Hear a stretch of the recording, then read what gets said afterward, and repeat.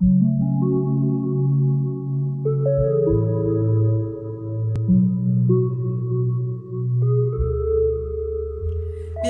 bienvenida a esta nueva sección llamada Clásicos Paganos de mi canal de YouTube.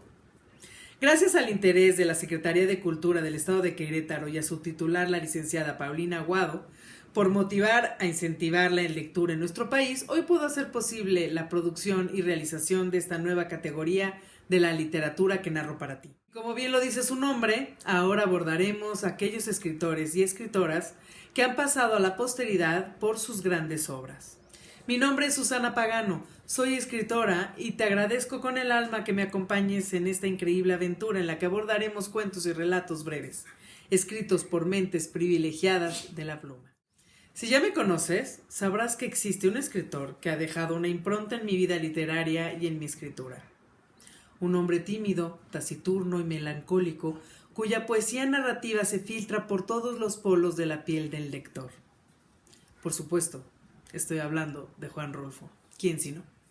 Pues este extraordinario escritor, cuya brevísima obra es una de las joyas literarias más importantes de la historia de la literatura universal, me inspiró a escribir una novela que ganaría en 1995 el Premio Nacional de Novela José Rubén Romero y que se titula Y si yo fuera Susana San Juan.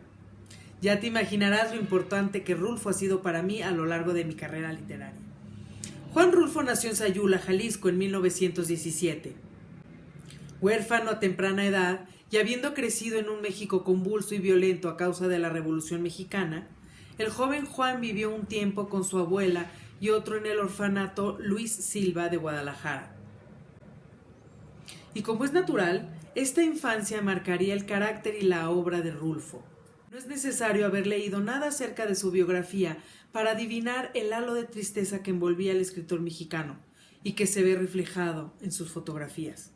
Precursor del realismo mágico y del boom latinoamericano, Rulfo fue una rotunda influencia en escritores de la talla de Gabriel García Márquez, de quien se cuenta que un día llegó Álvaro Mutis con un ejemplar de Pedro Páramo y el cual arrojó a las manos del joven Gabo diciéndole: ahí tiene, para que aprenda.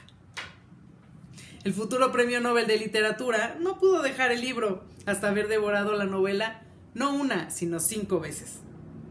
Ese efecto hizo Pedro Páramo en la literatura universal. Hoy leeré para ti uno de los cuentos del Llano en Llamas, su único libro de cuentos y el cual se titula La herencia de Matilde Arcángel. Que lo disfrutes.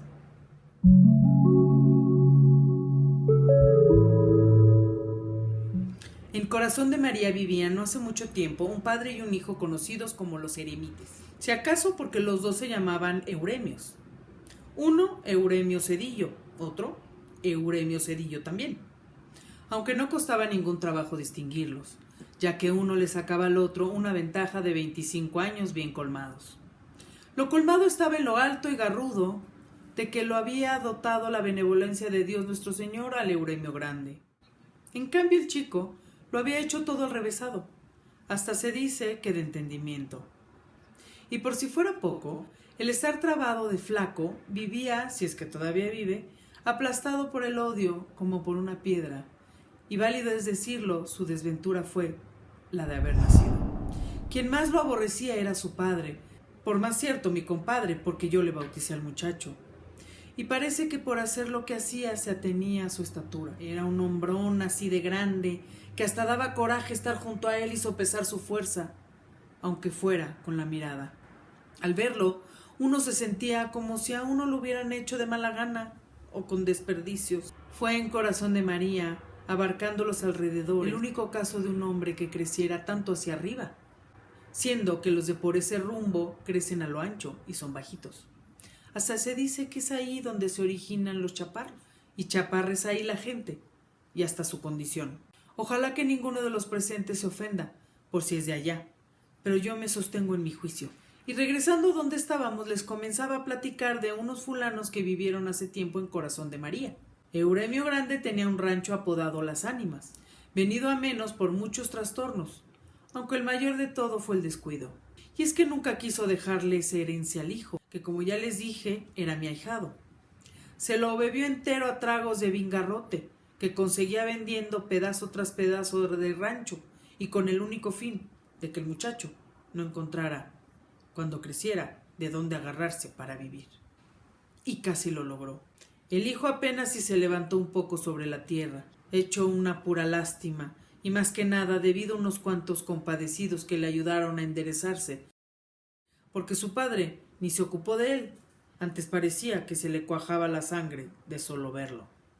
Pero para entender todo esto hay que ir más atrás, mucho más atrás de que el muchacho naciera, y quizá antes de que Euremio conociera a la que iba a ser su madre. La madre se llamó Matilde Arcángel. Entre paréntesis, ella no era de Corazón de María, sino de un lugar más arriba que se nombra Chupaderos, al cual nunca llegó a ir el tal Cedillo, y si acaso lo conoció fue por referencias. Por ese tiempo, ella estaba comprometida conmigo, pero una nunca sabe lo que se trae entre manos, así que cuando fui a presentarle a la muchacha, un poco por presumirlo y otro poco para que él se decidiera a padrinarnos la boda, no me imaginé que a ella se le agotara de pronto el sentimiento que decía sentir por mí y que comenzaran a enfriársele los suspiros y que su corazón se lo hubiera agenciado otro. Lo supe después. Sin embargo, habrá que decirles antes quién y qué cosa era Matilde Arcángel. Y allá voy. Les contaré esto sin apuraciones, despacio. Al fin y al cabo tenemos toda la vida por delante. Ella era hija de una tal doña Cinesia, dueña de la fonda de Chupaderos, un lugar caído en el crepúsculo, como quien dice, allá donde se nos acababa la jornada. Así que cuanto arriero recorría esos rumbos, alcanzó a saber de ella y pudo saborearse los ojos mirándola. Porque por ese tiempo, antes de que desapareciera, Matilde era una muchachita que se filtraba como el agua entre todos nosotros. Pero el día menos pensado, y sin que nos diéramos cuenta de qué modo, se convirtió en mujer. Le brotó una mirada de semisueño que escarbaba, clavándose dentro de uno como un clavo que cuesta trabajo desclavar. Y luego se le reventó la boca como si la hubieran desflorado a besos. Se puso bonita la muchacha, lo que sea de cada quien. Está bien que uno no esté para merecer. Ustedes saben, uno es arriero, por puro gusto, por platicar con uno mismo mientras se andan los caminos. Pero los caminos de ella eran más largos que todos los caminos que yo había andado en mi vida, y hasta se me ocurrió que nunca terminaría de quererla. Pero total, se la apropió el Euremio. Al volver de uno de mis recorridos, supe que ella estaba casada con el dueño de las ánimas. Pensé que la había arrastrado la codicia y tal vez lo grande del hombre. Justificaciones nunca me faltaron. Lo que me dolió aquí en el estómago, que es donde más duelen los pesares, fue que se hubiera olvidado de ese atajo de pobres diablos que íbamos a verla y nos guarecíamos en el calor de sus miradas. Sobre todo de mí, Tranquilino Herrera, servidor de ustedes, y con quien ella se comprometió de abrazo y beso y toda la cosa. Aunque viéndolo bien, en condiciones de hambre, cualquier animal se sale del corral, y ella no estaba muy bien alimentada, que digamos. En parte porque a veces éramos tantos que no alcanzaba la ración, en parte porque siempre estaba dispuesta a quitarse el bocado de la boca para que nosotros comiéramos. Después se engordó, tuvo un hijo, luego murió. La mató un caballo desbocado. Veníamos de bautizar a la criatura. Ella lo traía en sus brazos. No podría yo contarles los detalles de por qué y cómo se desbocó el caballo, porque yo venía mero adelante. Solo me acuerdo que era un animal rosillo. Pasó junto a nosotros como una nube gris, y más que caballo fue el aire del caballo el que nos tocó ver, solitario, ya casi embarrado a la tierra. La Matilde Arcángel se había quedado atrás, sembrada no muy lejos de ahí y con la cara metida en un charco de agua. Aquella carita que tanto quisimos tantos, ahora casi hundida, como si se estuviera enjuagando la sangre que brotaba como manadero de su cuerpo, todavía palpitante. Pero ya para entonces no era de nosotros. Era propiedad de Euremio Cedillo, el único que había trabajado como suya. Y vaya si era chula la Matilde, y más que trabajado, se había metido dentro de ella mucho más allá de las orillas de la carne, hasta el alcance de hacerle nacer un hijo. Así que a mí por ese tiempo ya no me quedaba de ella más que la sombra, o si acaso una brizna de recuerdo. Con todo, no me resigné a no verla. Me acomedí a bautizarles al muchacho con tal de seguir cerca de ella, aunque fuera no más en calidad de compadre. Por eso es que todavía siento pasar junto a mí ese aire que apagó la llamarada de su vida como si siguiera soplando contra uno. A mí me tocó cerrarle los ojos llenos de agua y enderezarle la boca torcida por la angustia. Esa ansia que le entró y que seguramente le fue creciendo durante la carrera del animal hasta el fin, cuando se sintió caer. Ya les conté que la encontramos embrocada sobre su hijo. Su carne ya estaba comenzando a secarse, convirtiéndose en cáscara por todo el jugo que se le había salido durante todo el rato que duró su desgracia. Tenía la mirada abierta, puesta en el niño. Ya les dije que estaba empapada en agua, no en lágrimas, sino del agua puerca del charco lodoso donde cayó su cara. Y parecía haber muerto contenta de no haber apachurrado a su hijo en la caída, ya que se le traslucía la alegría en los ojos. Como les dije antes, a mí me tocó cerrar aquella mirada todavía acariciadora, como cuando estaba viva. La enterramos. Aquella boca, a la que tan difícil fue llegar, se fue llenando de tierra. Vimos cómo desaparecía toda ella sumida en la hondonada de la fosa, hasta no volver a ver su forma. Y ahí, parado como horcón, Euremio Cedillo. Y yo pensando, si la hubiera dejado tranquila en Chupaderos, quizá todavía estuviera viva. Todavía viviría, se puso a decir él, si el muchacho no hubiera tenido la culpa. Y contaba que al niño se le había ocurrido dar un berrido como de tecolote, cuando el caballo en que venían era muy asustón. Él se lo advirtió a la madre muy bien como para convencerla de que no dejara berrear al muchacho, y también decía que ella podía haberse defendido al caer, pero que hizo todo lo contrario. Se hizo arco, dejándole un hueco al niño, al hijo, como para no aplastarlo. Así que contando unas con otras, toda la culpa es del muchacho.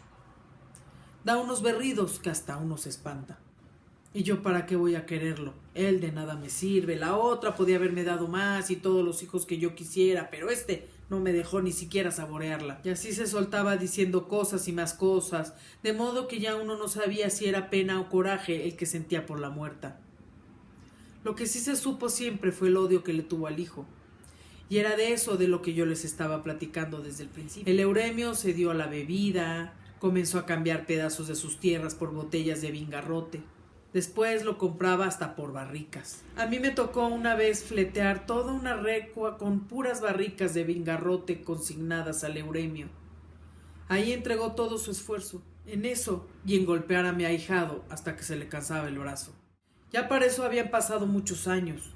Euremio chico creció a pesar de todo, apoyado en la piedad de unas cuantas almas, casi por el puro aliento que trajo desde el nacer. Todos los días amanecía aplastado por el padre que lo consideraba un cobarde y un asesino, y si no quiso matarlo, al menos procuró que muriera de hambre para olvidarse de su existencia. Pero vivió. En cambio el padre iba para abajo con el paso del tiempo. Y ustedes y yo y todos sabemos que el tiempo es más pesado que la más pesada carga que puede soportar el hombre.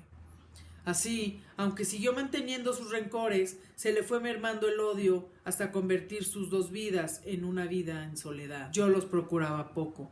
Supe, porque me lo contaron, que mi ahijado tocaba la flauta mientras su padre dormía a la borrachera. No se hablaban ni se miraban.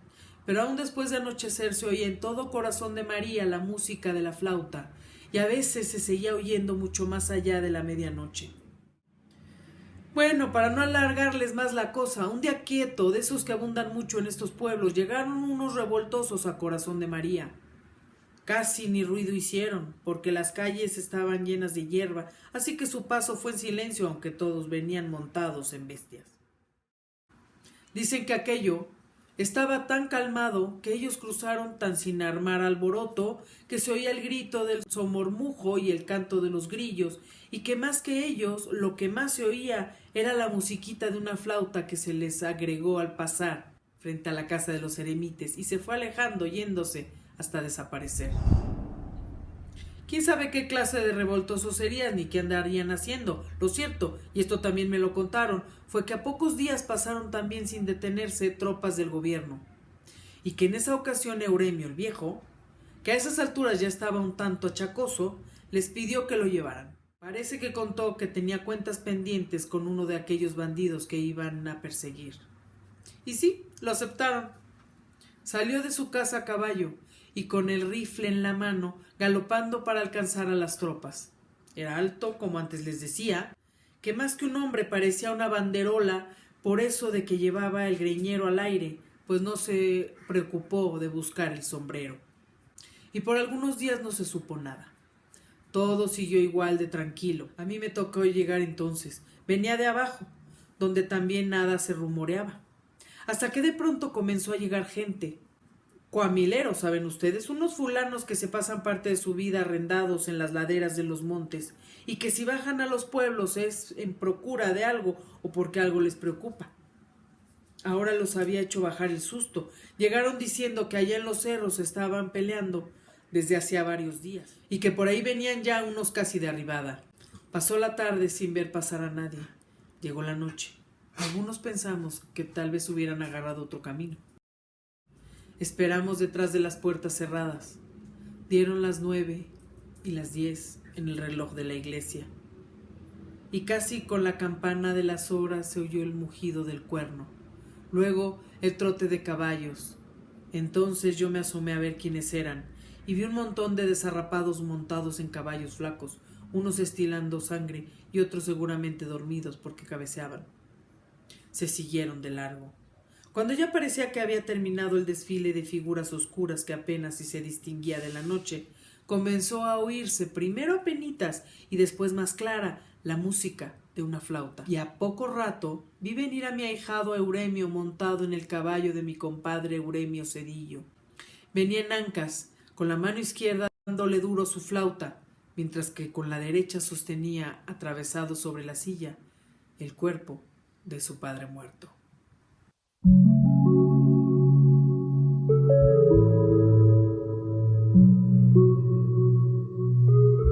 Gracias infinitas por haber llegado conmigo hasta aquí y espero que hayas disfrutado de la interpretación de este cuento lleno de poesía, crudeza y aroma de antaño, en el que la melancolía parece ser un personaje más de la historia. Me despido agradeciendo de nuevo a la Secretaría de Cultura del Estado de Querétaro por su valiosa aportación y esfuerzo para fomentar la lectura. Y a ti, todo mi agradecimiento por tu presencia y compañía, deseándote que tengas muy felices lecturas futuras e invitándote a escuchar la siguiente emisión de Clásicos Paganos.